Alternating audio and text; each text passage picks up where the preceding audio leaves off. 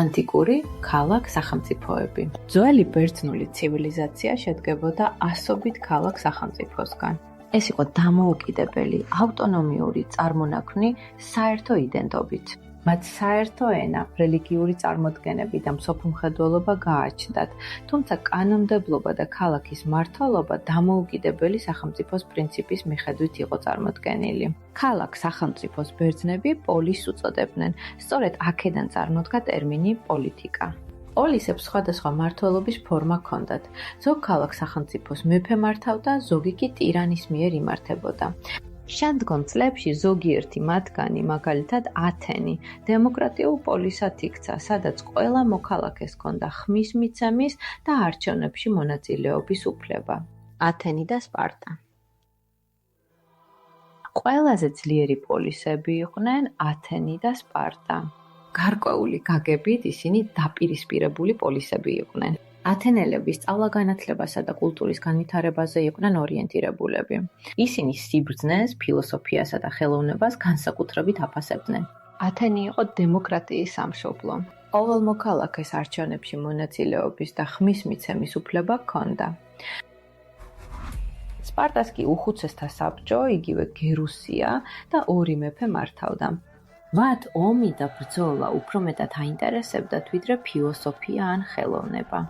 ისინი პატარა ბიჭებს უშიშარ მებრძოლებად ამზადებდნენ. გოგონებსაც ასევე უწევდათ ფორმაში ყოფნა და სიძლიერის შენარჩუნება, რათა ზრდასრულ ასაკში ჯანმრთელი შვილები გაეჩინათ. ბერძენი ისტორიკოსი და ფილოსოფოსი პლუტარქი აღნიშნავდა, რომ სპარტელები სხვა ქალაქ-სახელმწიფოებთან შედარებით ქალებს უდიდესი პატივისცემით ეპყრობოდნენ.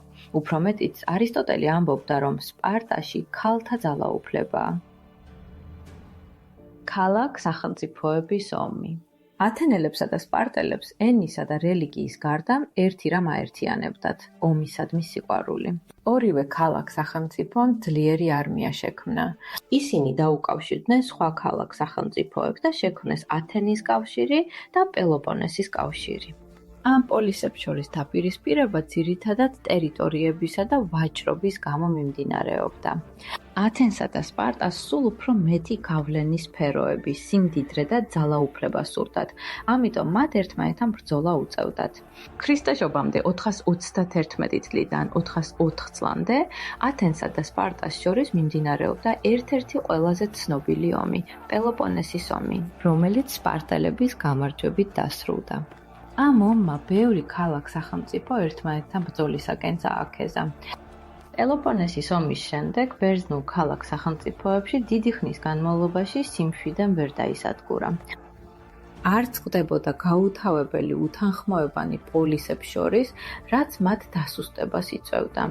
უკვე არც ერთ პოლისს არ შესდევდა ძალა აღედგინა ელადის ძველი დიდება და ძლიერება.